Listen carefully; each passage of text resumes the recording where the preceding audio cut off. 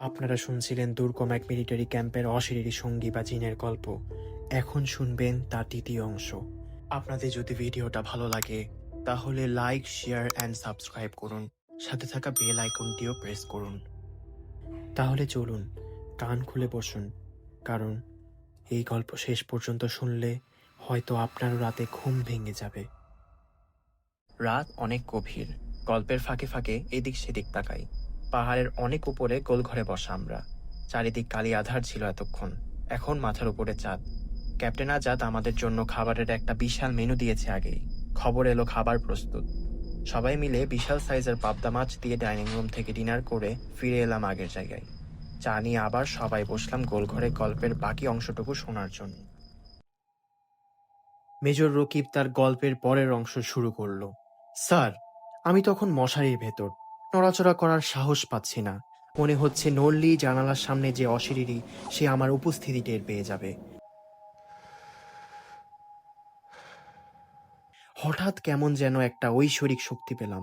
মনে হলো এতক্ষণ আমার কোনো ক্ষতি যখন হয়নি, এখনো হবে না। মনে মনে আয়াতুল কুরসি পড়া শুরু করলাম। কি আশ্চর্য, আমি এই ভয়ানক অবস্থার মধ্যেও ঘুমিয়ে গেলাম। ক্যাপ্টেন আজাদ চেপে রাখা দমটা ফুস করে বের করে দিয়ে বলল, স্যার, কিছুই করলো না ভুট্টা আপনার? আমি হেসে উড়িয়ে দিয়ে বললাম, হয়তো সেটা কেবল বাতাসের তামাশাই ছিল, অথবা চোখের ভুল। একা এই ধরনের পরিবেশে হ্যালুসিনেশনও হতে পারে। রকিব চায়ের কাপে ছোট করে চুমুক দেয়, হালকা একটু হেসে বলে, আমি আসলে তেমন পাত্তা দিইনি পরের ব্যাপারটা। দিনের আলোয় পুরো ব্যাপারটা হাস্যকর লাগছিল।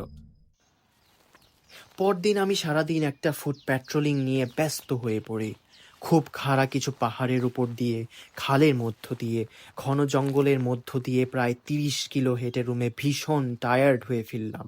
রুমে পৌঁছে গোছলের আগেই জামা চেঞ্জ না করে বিছানায় একটু গা লাগাতেই চোখের রাজ্যের ঘুম চলে এলো। ঘুম ভাঙলো খড়খড় একটা শব্দে। আশেপাশে ছাগল কিংবা ভেড়া পালে হয়তো কেউ। ছাগল এসে আমার রুমের বেড়ায় গা ঘষছে, খসখস শব্দ হচ্ছে, বিরক্তিকর শব্দ। ঘুম ভেঙে গেল। একবার ইচ্ছা হলো বাইরে গিয়ে তাড়িয়ে দিয়ে আসি, কিন্তু পরে আর গেলাম না। টের পেলাম পরনের ময়লা জামা কাপড় চেঞ্জ করা হয়নি। ফ্রেশ হয়ে নিচে খেতে গেলাম এবং ডাক হরকরাকে ডাকলাম। পরদিনের জন্য কিছু অফিসিয়াল আদেশ শোনালাম তাকে। শেষে ব্যক্তিগত একটা আদেশও শোনালাম। বললাম, বাঁশের তো অভাব নাই এই এলাকায়, তাই না? একটা কাজ করবেন, বাঁশ দিয়ে আমার ঘরের চারপাশটা একটু ফেন্সিং করে দিয়েন তো। সে অবাক হয়ে তাকালো। বাগান করবেন বুঝি? আরে না, এলাকায় বেশি বড় ছাগল। ছাগল? ছাগল আসবে কোত্থেকে স্যার? এটা শুনে আমি আর কথা বাড়াই না। রাতে ঘুমাতে গেলাম সময় মতো। এখানে রাত 8টা মানে গভীর রাত। চারদিক নিস্তব্ধ। রাতে কয়েকবার খেয়াল করলাম জানালার দিকে, তেমন অস্বাভাবিক কিছু চোখে পড়ল না। রাত গভীর হতেই ঝড় শুরু হলো। আমি ঘুমের মধ্যেই ঝড়ের তর্জন গর্জন টের পাচ্ছিলাম। খড়ের চালে আছড়ে পড়ছে পাশের কাঁঠাল গাছের ডাল। শো শো শব্দ হচ্ছে, ঝড়ের তুমুল গর্জন।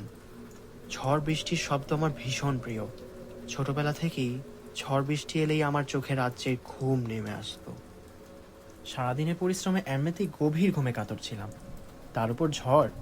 বিশাল আরামের একটা ঘুম হলো। কেউ একজন হয়তো জানালাটা বন্ধ করে রেখে গিয়েছে, তাই রুমে তেমন বাতাসও ঢুকছে না। ঘুমের মধ্যে আমি টের পাচ্ছি চালের উপর বাতাসের তোড়ে কাঁঠাল গাছের ডাল নিংড়ানোর শব্দ। ঝড় বৃষ্টির শব্দ ভালো লাগে, কিন্তু এই উটকো ডাল ঘষানি শব্দটা ঘুম করতে দিচ্ছে না। ঠিক করলাম কাল সকালে গাছের ডালগুলি কেটে ফেলার ব্যবস্থা করব। রাত তখন কয়টা হবে? 2টা হতে পারে। হঠাৎ ঘুম ভেঙে গেল। টয়লেটে যাওয়া দরকার। অ্যাটাচড ইম্প্রোভাইজ টয়লেট রুম আছে, বাইরে যাবার দরকার নেই। খাটের পাশে হারিকেনটার আলো বাড়ানোর জন্য মশারের ভেতর থেকে হাত বাড়িয়েছি। জানালার দিকে চোখ যেতেই চমকে উঠলাম। বাইরে ঝড়ের শো শো গর্জন, চালের উপর ডাল আছড়ানোর শব্দ, অথচ ঘরে একদম বাতাস নেই। জানালাটাও খোলা। আর তখনই নতুন আরেকটা শব্দ টের পেলাম। গরু ছাগল জাতীয় প্রাণীর ঘরের বেড়ার সাথে গা ঘেঁষার খসখস শব্দ। আমার শোবার ঘরের বেড়ায় গা ঘেঁষছে প্রাণীটা, অথচ আজ বাড়ির চতুর্দিকে কেজি বেড়া দেওয়া হয়েছে। আমি নিজের অজান্তেই মশারির বাইরে বের করা হাতটা গুটিয়ে নিলাম। বাইরে বের হয়ে কাউকে ডাকার কথা চিন্তা করলাম একবার, পরক্ষণেই চিন্তাটা বাদ দিয়ে দিলাম। অনেক নিচে টহল গার্ড। তখন স্যার মোবাইল ফোন তেমন একটা চালু হয়নি। হঠাৎ ওয়াকি টকি সেটের কথা মনে পড়ে গেল। সেটে লোকজন ডাকলাম। কিছুক্ষণের মধ্যে দেখলাম ঝড় কিংবা গাছের ডালের শব্দ থেমে গেল। ঘরের পাশের বেড়া গায়েও কোনো শব্দ নেই। লোকজনের পায়ের আওয়াজ পাওয়া গেল। টহল গার্ডরা এসেছে সেটে আমার কল পেয়ে। আমি বললাম, এদিকে কি গরু ছাগল কিছু এসেছিল? না তো স্যার, এত উঁচু গরু ছাগল কখনোই আসে না স্যার। আশেপাশে গরু ছাগল পালার মতন কেউ নেই স্যার। বেশ অবাক হলাম। ভয়ের একটা স্রোত নেমে গেল মেরুদণ্ড দিয়ে, কিন্তু ওদের বুঝতে দিলাম না কিছুই। আমি প্রসঙ্গ চেঞ্জ করলাম। ক্যাম্প কমান্ডার হিসাবে তাদের সুবিধা অসুবিধা খোঁজ খবর নেওয়ার দায়িত্ব আমারই। ঝড়ের মধ্যে কোথায় দাঁড়িয়ে ডিউটি করলো এতক্ষণ? শেল্টার বা পোস্ট মজবুত তো? তারা দুইজন একে অপরের দিকে অবাক দৃষ্টিতে তাকালো। স্যার, ঝড় কখন এলো? চমৎকার আবহাওয়া।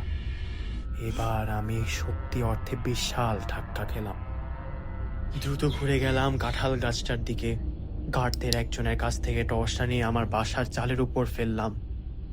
যা সন্দেহ করেছিলাম, চালের উপর কাঁঠাল গাছটা আছে ঠিকই, তবে ডালগুলো মিনিমাম 6 ফিট উপরে। কোনো অবস্থায় গাছের ডাল এসে চালের উপর আছড়ে পড়ার সম্ভাবনা নেই। সেদিন রাতে আর নিজের রুমে ফিরে যায়নি।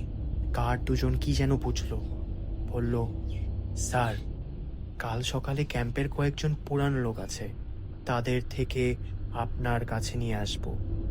এই ক্যাম্পের কিছু গল্প আছে। এতক্ষণ এক মনে গল্পটা শুনছিলাম, এবার হইচই করে বলে ফেললাম রকিবকে। আমি যা ভাবছিলাম আসলেই তাই, মিলে যাচ্ছে। ক্যাম্পের ওরা বিভিন্নভাবে চেষ্টা করছে তোমাকে ভয় দেখাতে। অফিসার না থাকলে ওদের কত মজা। রকিব আমার দিকে পূর্ণ দৃষ্টিতে তাকায়। না স্যার, প্রথমে আমিও তাই ভেবেছিলাম, কিন্তু পরের কয়েকটা দিনে আমি অলৌকিক কিছু ঘটনার মুখোমুখি হলাম। নতুন করে জীবন পেলাম আমি। আমার সমস্ত বিশ্বাস ভেঙে চুরমার হয়ে গেল। ক্যাপ্টেন আজাদ বলে, স্যার, আমি চায়ের কথা বলে আসি, পুরোটাই কিন্তু আজই শুনতে হবে স্যার। শেষ পর্ব শুনতে সাথে থাকুন।